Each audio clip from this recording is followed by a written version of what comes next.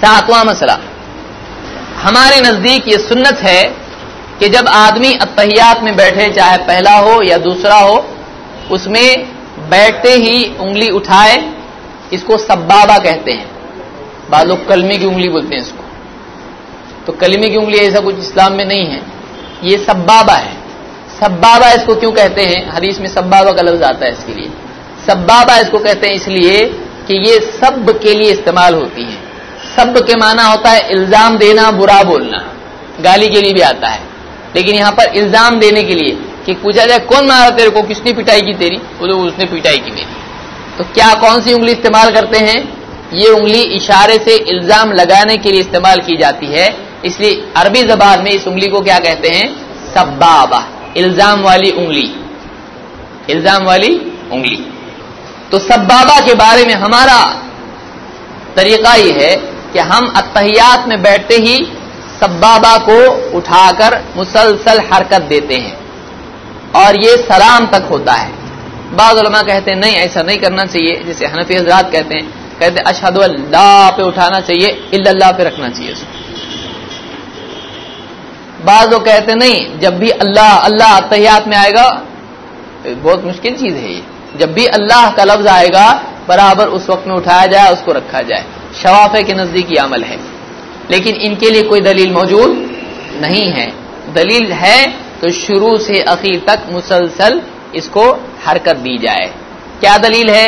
آئیے.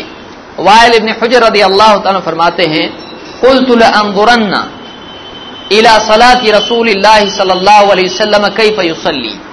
میں نے کہا دیکھو تو صحیح اللہ کے نبی صلی اللہ علیہ وسلم کیسے نماز پڑھتے ہیں، ذرا غور سے دیکھیں گے اللہ کے نبی صلی اللہ علیہ وسلم کی نماز. فنظرت الیہ، تو میں نے بھی آپ کی نماز کو دیکھا دھیان سے.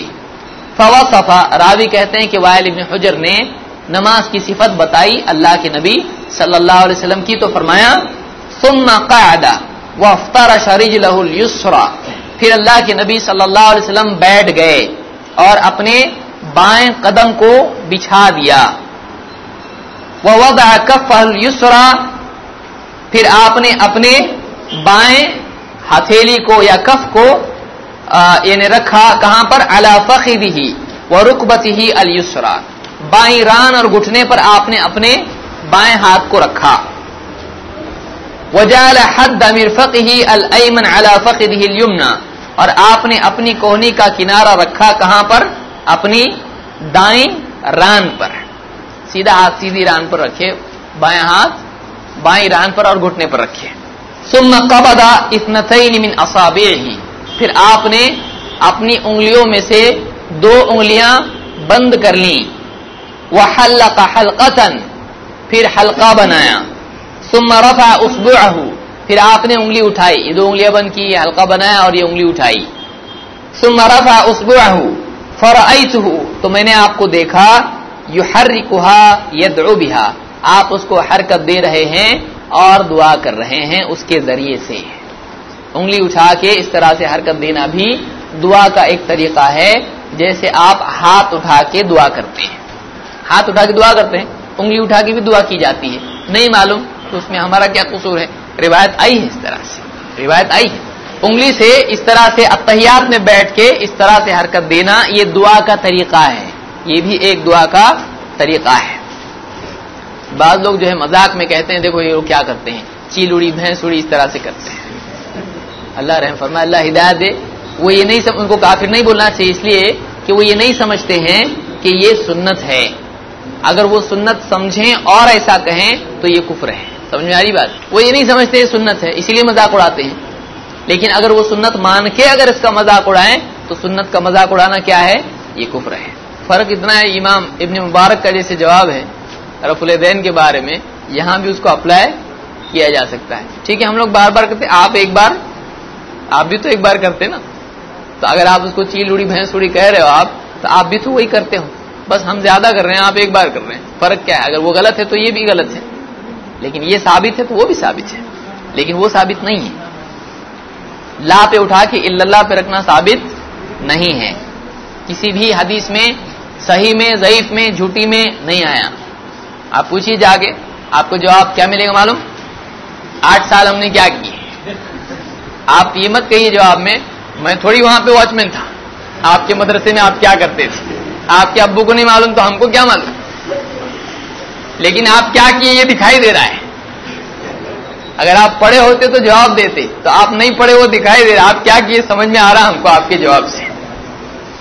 عبداللہ ابن زبیر رضی اللہ عنہ کی روایت سے ملتا ہے کہ اللہ کے نبی صلی اللہ علیہ وسلم اشہد اللہ پہ اٹھا کے الا اللہ پہ نہیں رکھتے تھے، بلکہ شروع ہی سے انگلی اٹھاتے تھے بیٹھتے ہی. کہتے ہیں کان رسول اللہ صلی اللہ علیہ وسلم، اللہ کے رسول صلی اللہ علیہ وسلم اذا قعد يدعو، جب آپ بیٹھتے دعا کرتے ہوئے. دیکھیں معلوم ہوا کہ بیٹھنا کس کے لیے ہوتا ہے؟ دعا کے لیے ہوتا ہے. پورا دعا یہ ہو السلام علیکم یا نبی و رحمۃ اللہ وبرکاتہ، اس میں بھی دعا تحیات میں. اللہم صلی علی محمد اس میں بھی دعا ہے. اللہم انی ظلمت نفسی میں بھی کیا ہے؟ دعا اور استغفار ہے. تو یہ پورا کا پورا بیٹھک جو ہے آخری وہ دعا ہی دعا ہے. تو کہتے ہیں کہ کان رسول اللہ صلی اللہ علیہ وسلم اذا قعد يدعو، جب اللہ کے رسول صلی اللہ علیہ وسلم بیٹھتے دعا کرنے، وضع يده اليمنى على فخذه اليمنى، اپنا دایاں ہاتھ اپنی دائیں ران پر رکھتے، ويده اليسرى على فخذه اليسرى، بایاں ہاتھ بائیں ران پر رکھتے، واشار باصبعه السبابه، اور اپنی سبابہ سے اشارہ کرتے. دایاں ہاتھ رکھا دائیں ران پہ، بایاں ہاتھ رکھا بائیں ران پہ اور اشارہ کیا. تو جیسے رکھا ہاتھ اشارہ شروع، یعنی شروعات ہی سے ہوتا تھا. بتایا نہیں کہ پھر بہت دیر جاتی تھی جب اشہد اللہ کہتے تھے اٹھاتے، ایسا ہے کہیں بھی نہیں. بیٹھتے تھے ہاتھ رکھا اشارہ کیا، ختم. یعنی شروعات سے ہی اشارہ ہے. ووضع ابہامہ علی اصبعہ الوسطی، اور آپ اشارہ کرتے سبابہ سے، اور اپنا ابہام یہ انگوٹھا، اس کو ابہام کہتے ہیں، اس کو آپ کیا کرتے تھے؟ بیچ والی انگلی پر اس طرح سے رکھتے تھے. وَيُلْقِمُ كَفَّهُ الْيُسْرَى رُكْبَتَهُ، اور اپنے بائیں ہاتھ کو گھٹنے پر ٹھکا دیتے تھے. بعض لوگ کہتے ہیں گھٹنے پہ ہاتھ رکھیں گے نا اللہ تعالیٰ انگلیاں کاٹ دے گا، بولتے ہیں لوگ. گھٹنے پہ ہاتھ نہیں رکھنا، بولے ہاتھ کاٹ دیے جائیں گے قیامت کے دن. معلوم نہیں قیامت کے دن ہے کہ اس کے پہلے ہیں. لوگ نماز چھوڑتے ہیں ان کے کسی کے ہاتھ نہیں کاٹتے ہیں، نہ جیب کٹتی ہے. اب بتائیے کون سی دلیل؟ کوئی دلیل نہیں ہے، اس طرح کی کوئی بات نہیں ہے. آپ صلی اللہ علیہ وسلم نے خود کہاں رکھا ہاتھ؟ گھٹنے پر. اللہ کے نبی صلی اللہ علیہ وسلم ہاتھ رکھتے تھے. یہ صحیح مسلم کی حدیث ہے. اس سے معلوم ہوتا ہے بیٹھتے ہی اشارہ ہے، بیٹھتے ہی اشارہ ہے. اور گھٹنے پر ہاتھ رکھنا کوئی جرم نہیں ہے، اللہ کے نبی صلی اللہ علیہ وسلم سے ثابت ہے. آئیے دیکھتے ہیں کہ یہ جو اشارہ ہے یہ کیا ہے. ابن عباس رضی اللہ عنہ فرماتے ہیں دعا کی قسموں میں سے، کہتے المسألۃ ان ترفع یدیک حذو منکبیک او نحوہما. مسئلہ یہ ہے، سوال یہ ہے، مانگنا اللہ سے یہ ہے کہ تو اپنے دونوں ہاتھوں کو اٹھائے اپنے کندھوں تک یا ان کے آس پاس. یعنی جب دعا کرے آدمی تو کیا کرے؟ کندھوں تک ہاتھ کو اٹھائے. والاستغفار ان تشیر باصبع واحدہ، اور استغفار کیا ہے؟ اللہ سے مغفرت طلب کرنا کیا ہے؟ کہ تو ایک انگلی سے اشارہ کرے. اب بتائیے ایک انگلی سے اشارے کی دعا کہاں ملتی ہے؟ پورا عمل دین میں کدھر ہے؟ ایک انگلی کا اشارہ کدھر ہے؟ یا تحیات ہی میں ہوتا ہے. کہتے ہیں کہ استغفار یہ ہے کہ تو ایک انگلی سے کیا کرے؟ اشارہ کرے. والابتحال ان تمد یدیک جميعا، اور ابتحال یہ ہے کہ ایک دم اللہ سے گڑ گڑا کے مانگنا یہ ہے کہ تو دونوں ہاتھ اس طرح سے پھیلا کے اللہ سے مانگے. تو یہ کیا ہے؟ اس کو کیا کہتے ہیں؟ ابتحال. تو یہ تین حالتیں ہیں جن میں ایک استغفار انہوں نے ذکر کیا، اور استغفار کا طریقہ کیا بتایا؟ کیسے استغفار کا طریقہ ہے؟ یہ انگلی کے اشارے سے. یہ کب ہوتا ہے؟ یہ نماز ہی میں ہوتا ہے. نماز کے باہر کہیں بھی ایک انگلی کے اشارے سے استغفار یا دعا اللہ کے نبی صلی اللہ علیہ وسلم سے ثابت نہیں ہے، صرف نماز میں ثابت ہے، التحیات میں ہوگی. اس کو امام ابو داؤد نے روایت کیا ہے. اس سے معلوم ہوا کہ یہ استغفار ہے، اللہ سے مغفرت طلب کرنا ہے ایک انگلی کے اشارے سے. اشارہ سلام تک ہے یا بیچ میں رک جانا چاہیے؟ آئیے دیکھتے ہیں. جابر بن سمرہ رضی اللہ عنہ فرماتے ہیں کننا اذا صلینا، جب ہم نماز پڑھتے تھے خلف رسول اللہ صلی اللہ علیہ وسلم، اللہ کے رسول صلی اللہ علیہ وسلم کے پیچھے، فسلم احدنا اشار بیدہ من عن یمینہ ومن عن یسارہ، تو ہم میں سے جب کوئی سلام پھیرتا تو وہ اپنے دائیں اور بائیں इशारा करता अपने हाथ से सलाम करते वक्त, अस्सलाम वालेकुम रहमतुल्लाह, अस्सलाम वालेकुम रहमतुल्लाह। फलम्मा सल्ला, जब अल्लाह के नबी सल्लल्लाहु अलैहि वसल्लम ने नमाज पढ़ी, काला मा बालु अहदिकुम यूमी बियदिही कअन्नहा अज़नाबु खैलिन शुमसिन, तुमको क्या हो गया है कि तुमको मैं देखता हूं कि तुम सरकश घोड़ों की दुम की तरह अपने हाथ उठाते हो इशारा करते हुए। इन्नमा यकफी अहदकुम, तुम में से हर एक के लिए इतना ही काफी है। औ अला यकफी अहदकुम, या आपने फरमाया क्या तुम्हारे लिए इतना काफी नहीं है? कितना काफी नहीं है? क्या काफी नहीं है? देखिए नबी सल्लल्लाहु अलैहि वसल्लम क्या बता रहे, इशारा नहीं करना, ऐसा करना। क्या करना? अन यक़ूल हाकज़ा, कि वो ऐसा करे। कैसा करे? व अशारा बि उसबुही युसल्लिमु अला अखीही मिन अन यमीनिही व मिन अन यसारिही, यानी आपने कहा तुमको क्या हो गया है कि शरीर घोड़ों की दुम की तरह हाथ उठा उठा के सलाम करते हो एक दूसरे को इशारे से। क्या तुमको ये तरीका नहीं पसंद है? क्या इतना काफी नहीं तुम्हारे लिए कि तुम अपनी उंगली से इस तरह इशारा करो और दाएं बाएं अस्सलाम वालेकुम रहमतुल्लाह, अस्सलाम वालेकुम रहमतुल्लाह कहो? यानी कब की बात हो रही है? हाथ का इशारा कब है? सलाम के वक्त। आपने बताया सलाम के वक्त हाथ का इशारा नहीं करना है, उंगली का इशारा करना है। तो मालूम हुआ कि ये इशारा कब तक है? सलाम तक है, कि हाथ को उठाना नहीं है, बस इशारा इस तरह से करना है और दाएं बाएं सलाम फेरना है। तो मालूम हुआ कि ये इशारा उंगली का ये सलाम तक है, सलाम तक इसको करना है। इसको इमाम अबू दाऊद ने रिवायत किया किताबुस सलाम में। जो लोग कहते हैं कि मुसलसल उंगली को हरकत देना चाहिए, बाद लोग ने इस हदीस को, जो वाइल इब्न हुजर की हदीस पीछे गुजरी पहली रिवायत, कहते हैं कि ये क्या है, हम भी उंगली उठाए रखे तो हरकत हुई ना। थोड़े भोले भाले लोग हैं, वो कहते देखो हदीस में क्या है, हरकत दे रहे थे ना, ठीक है देखो मैं बताता हूं करके, उंगली उठाई रख दी, हरकत नहीं है तो हम भी तो हरकत देते हैं। लेकिन हदीस के अल्फाज पे गौर न करने की वजह से ये है।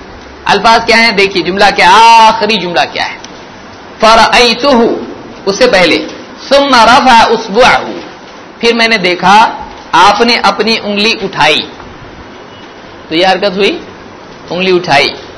फरअयतुहु, तो मैंने देखा, युहर्रिकुहा यदू बिहा, आपने उंगली उठाई और आप उसको हरकत दे रहे हैं।